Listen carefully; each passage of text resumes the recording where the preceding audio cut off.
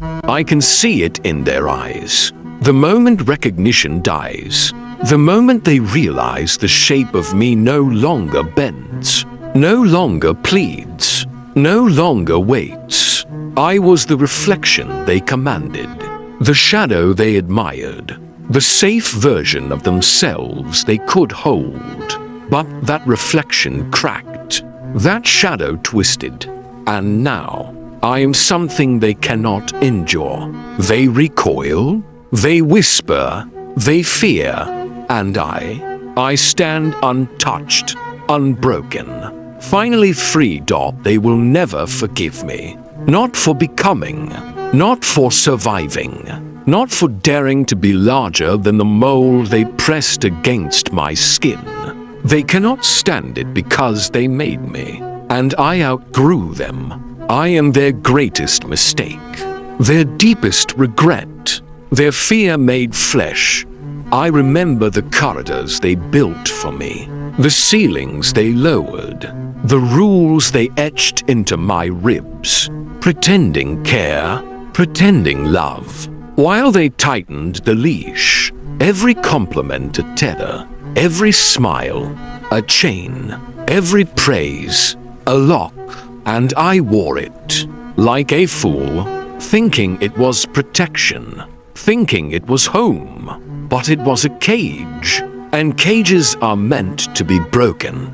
I was small, I was obedient, I was convenient.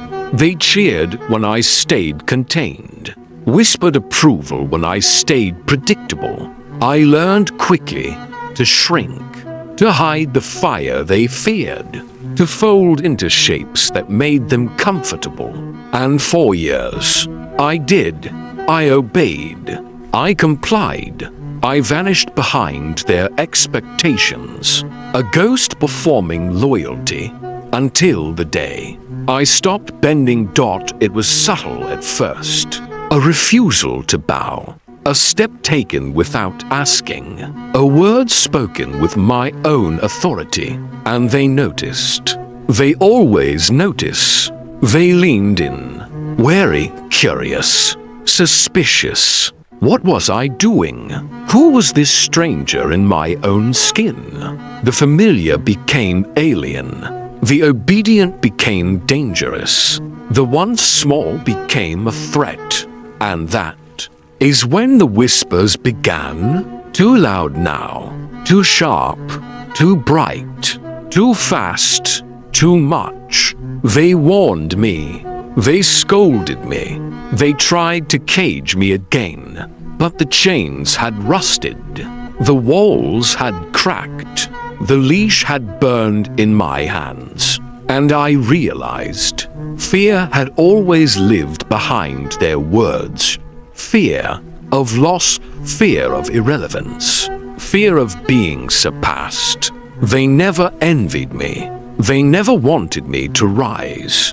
They wanted me small, digestible, controllable. And when I refused to fit, when I refused to kneel, the truth spilled into the open. They feared me, and I did not flinch. I welcomed the solitude, the scorn, the isolation, for in their absence, I found fire. In the quiet, I forged strength. In the darkness, I grew into something undeniable. I let the world cast stones. I let it whisper insults. I let it pretend I was falling. And with each rejection, each betrayal, each whispered doubt, I became sharper, harder, untouchable.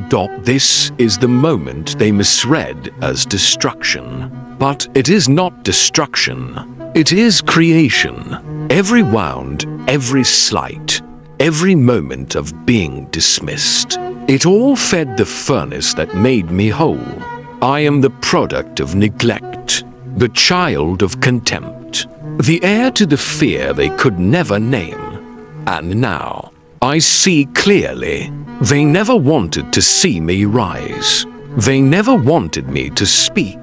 They never wanted me to claim the space I was always destined for, all along. It was about control, about expectation, about comfort, about fear, and that fear, that trembling shadow behind their smiles. That is my proof. I am the truth they could not deny. I have become the version of myself they prayed I would never be.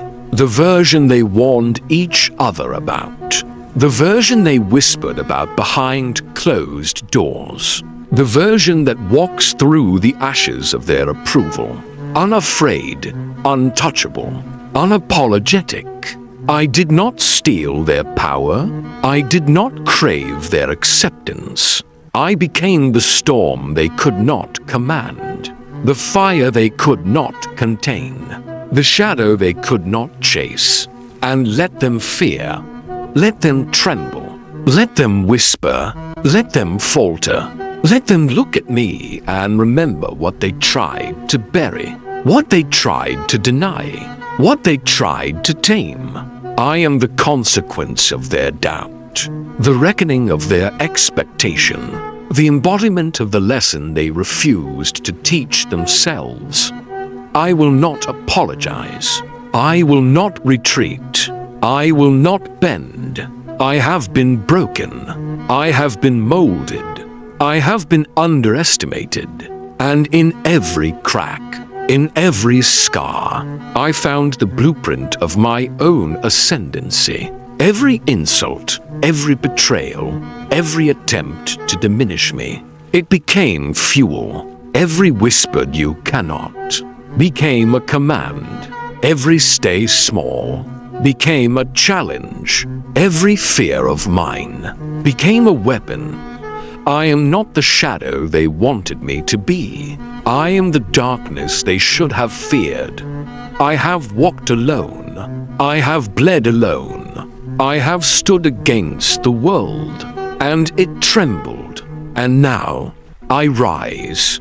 I rise in spite of them. I rise because of them.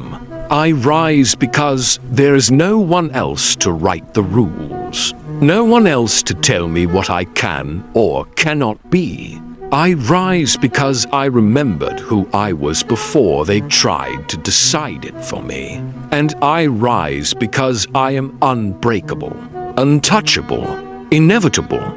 Let them hate. Let them fear. Let them fall. Let them whisper and plot and tremble. Their fear is my anthem. Their doubt, my rhythm. Their expectation, my fuel. I move with precision. I move with purpose. I move knowing they can only watch, powerless, as I claim everything they thought impossible.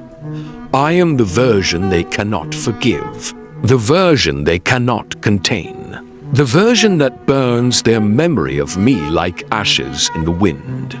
I am the shadow they will never cast, the storm they cannot calm, the truth they cannot swallow. I am what they feared. I am what they mocked. I am what they will never understand. And I am all that I ever needed to be. I am the reckoning. I am the consequence.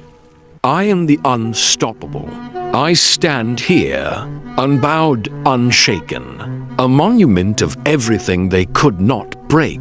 And when they look upon me, when they finally see, they will remember every word they whispered, every chain they placed, every attempt to limit me, and they will tremble, not because of what I did, but because of what I became, because I became myself, and that is the only vengeance I will ever need.